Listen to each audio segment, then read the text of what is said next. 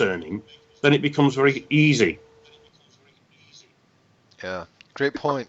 The core of discernment is the ability to change your opinion when you encounter new information.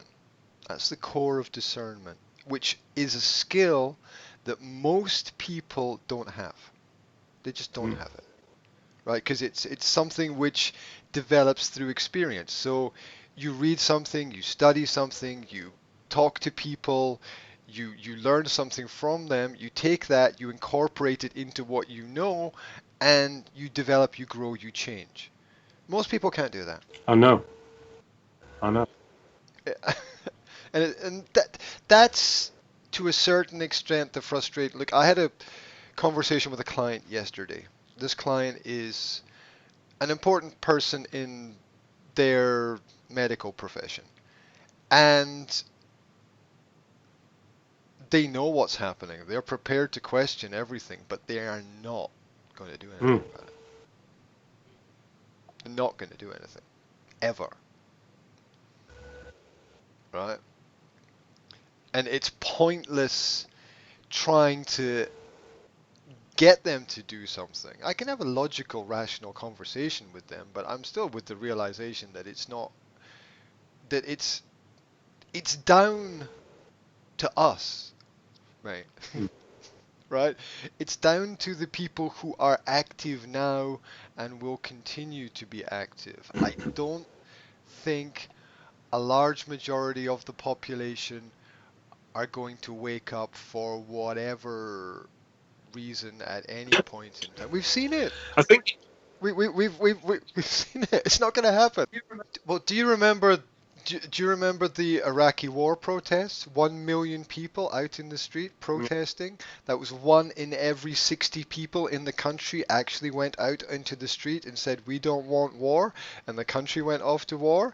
That tells me if there's 1 million people out on the streets today, government's not going to change their opinion, because they didn't change their opinion then. Went straight off to war. So I'm not expecting an obvious sort of tipping point. I'm not. Really, if there's 1 million people outside protesting, the government wouldn't change their direction because they didn't change it before, right? So we've seen that. That's an example, and I'm always looking for, like yourself, I'm always looking for sources and empirical evidence and something to say. Well, the past is that. The future doesn't have to be, but we creatures of habit, right?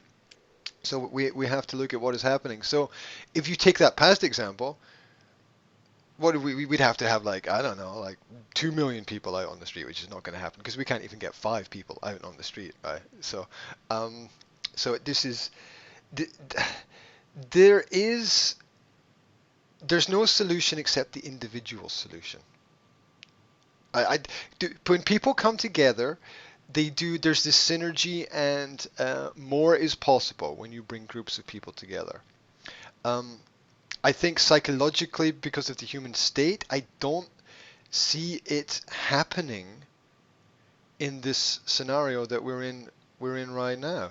I think the behaviorists, the social planners, the people in control, the people with infinite finances, the people with infinite resources know exactly what they're doing.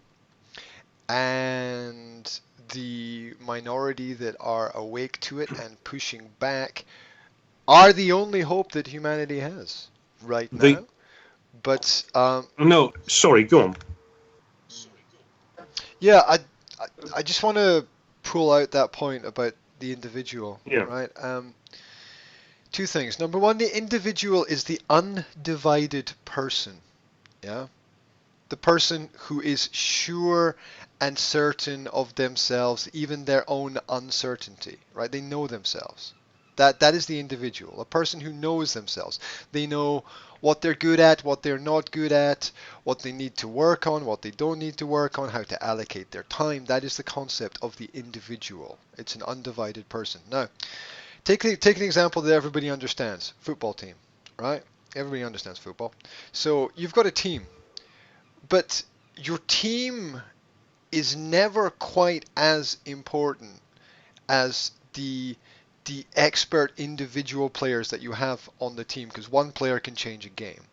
Yeah, you still have to play as part of a team, but one player can change a game. That's why the top professional football players are paid so much and so much more than other players, right? Because the individual actually changes the game. They actually matter more. That's why from time to time the powers that be get pissed off with certain individuals and take them out, right? Because the individual can actually change the game.